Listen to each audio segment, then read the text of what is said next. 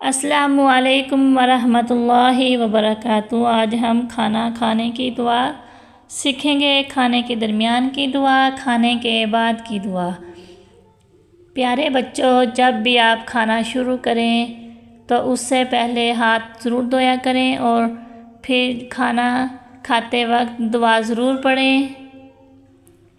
بسم اللہ وعلی برکت اللہ، بسم اللہ اولہ و آخرہ۔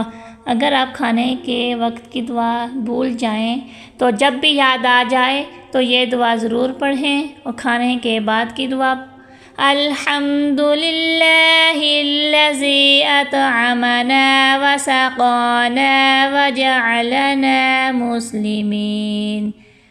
اگر آپ کو یہ ویڈیو پسند آئی ہو تو لائک، شیئر، سبسکرائب کرنا مت بھولیے۔